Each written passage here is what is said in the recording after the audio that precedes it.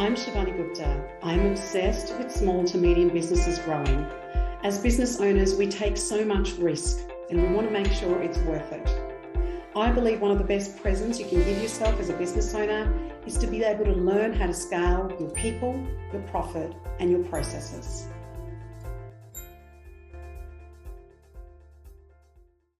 Hello, everybody, and welcome to Grow Your Business podcast. I am so excited about sharing the podcast with you today, where I'm going to be delving into chapter 2 of my upcoming book, Getting Your People to Step Up, the 7 simple strategies to attract and retain key talent. And the book will be out for pre-orders in July and hitting the bookshelves in August. And I really want to share with you some of the research that I've done in this area so that it helps you as a business leader and owner be able to really focus on what it is that you're trying to achieve. This particular podcast, I'm going to be speaking about having the right people in the right jobs. Now, I want to talk about a couple of analogies before I step into this. We've heard that saying, it's like this person's like trying to have a square peg in a round hole or a round peg in a square hole, where we're almost trying to retrospect or squeeze people into particular positions when we know as business leaders and owners that they're actually not the right person in that role. So this particular podcast and the chapter in my book is really about getting the right people going into the right jobs and how important that is for the success of any business. And I want to go through some of the whys and some of the ways that as business leaders and owners, we can really work on this part. And when we get this piece right, my goodness, it saves some stress in the business that you run. So why does it actually matter and why we want to do that? Well, when people are actually really much more suitable to the role that we're trying to fit them into, and we have gone through that hiring process, that attraction, that recruitment process really well, one of the outcomes that happens is that they perform their tasks very well. We listen to these words effective and efficient, but they're so important in the business.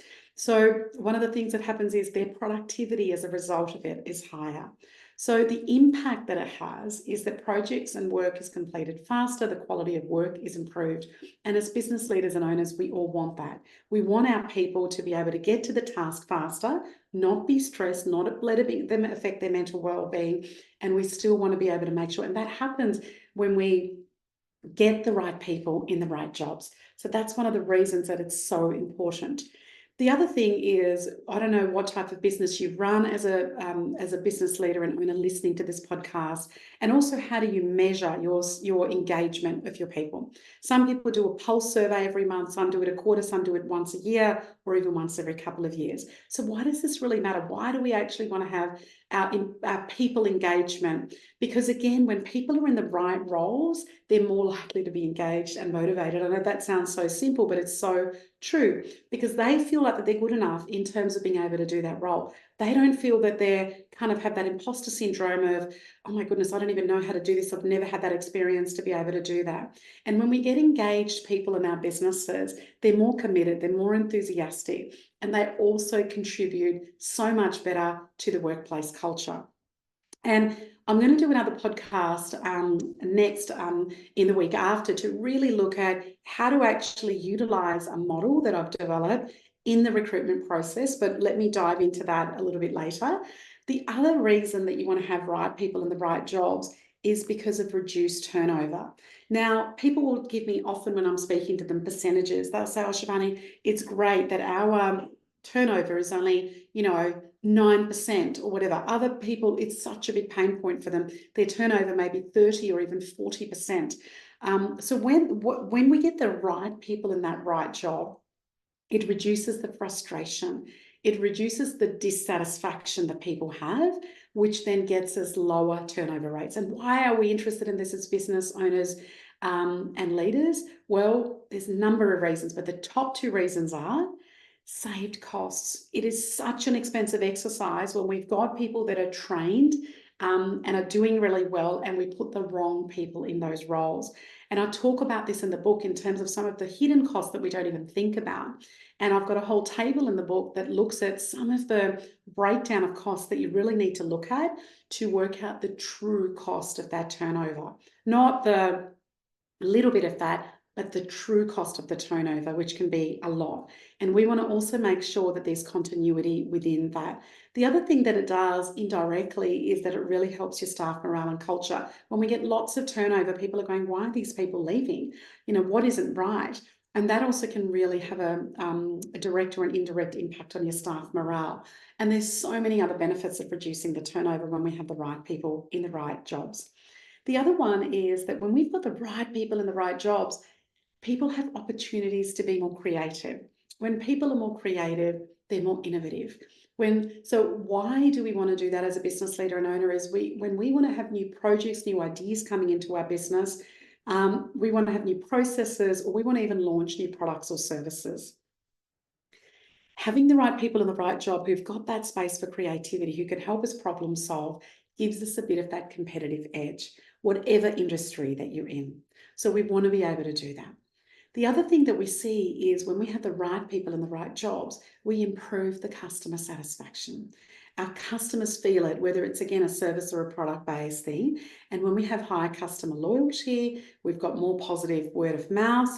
It actually really enhances our reputation. And again, they are absolute direct and indirect ways to add to your bottom line and the longevity of your particular business as well.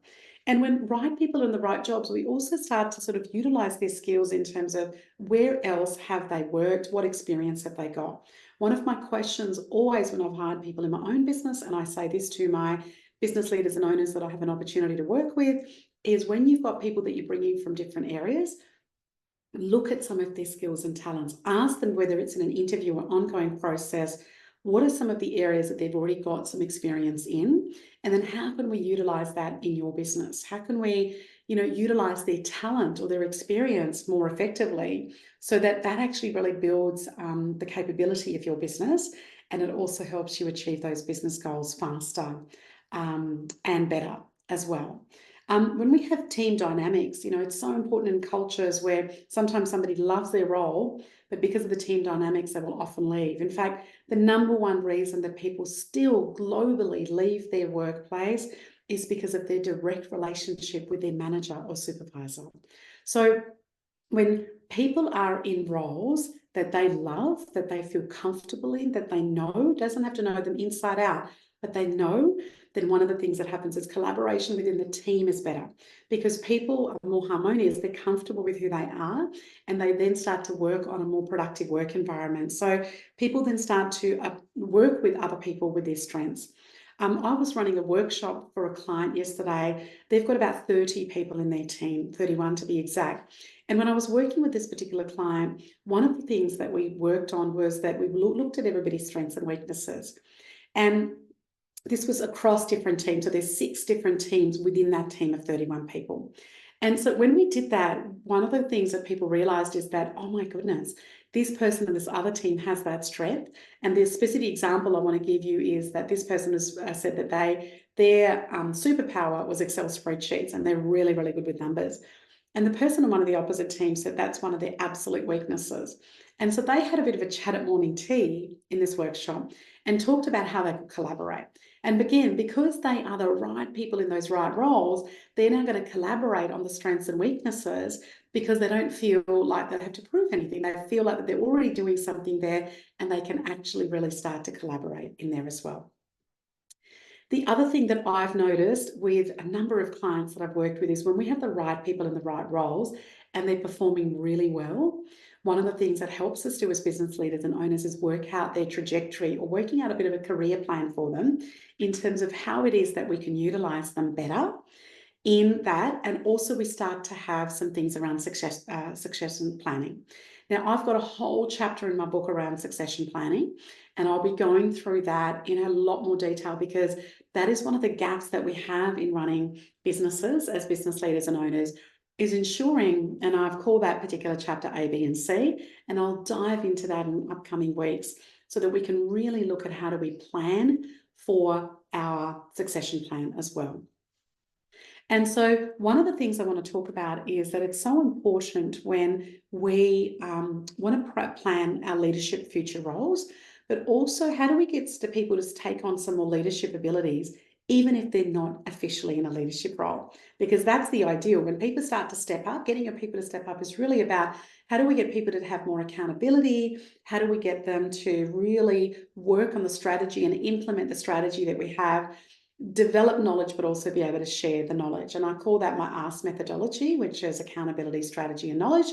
And so one of the things we want to do is when we start to get people that are happy to step into leadership roles without having a leadership title, that's where we've got the beautiful thing that happens in our businesses where people are able to step up.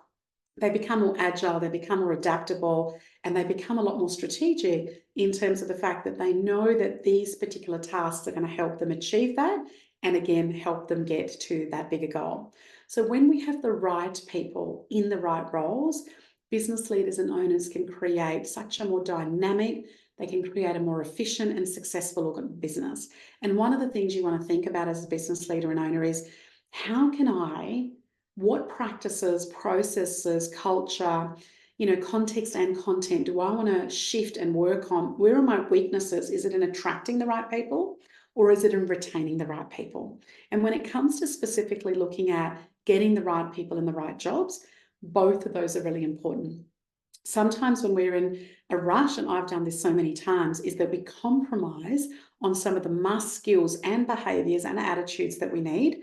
And one of the things we do again is do that square peg in a round hole. We try and push that person in. Either we're in a hurry or we haven't had enough applicants, or we go, you know what, it'll be okay. Let me just force this person into that role. And often that doesn't work. So have a think about where you've been successful. Have a think about where you've had the highest turnover in your business. And what were the learnings? What were the mistakes or learnings that you did that you could learn from and become better at it?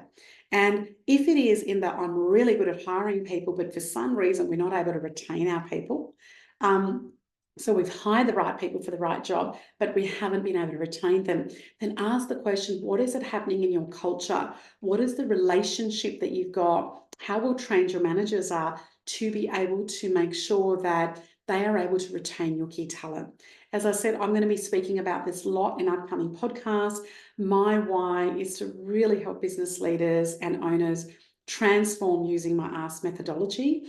And I'm so looking forward to sharing more with you. If you've got any questions, please remember, just jump on askshivani.com, ask me any questions through our contact form, and I'd be so happy to help you and guide you in the right direction. Here's to you having the right people in the right jobs. Thanks for tuning in.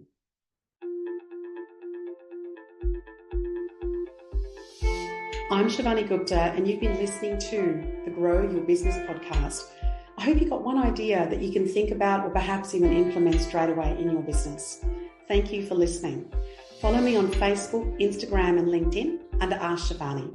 Remember, I call it Ask Shivani, so please send me your questions that I can address in this podcast for you. And I would also so appreciate if you went to the Apple Podcast to rate and review this podcast.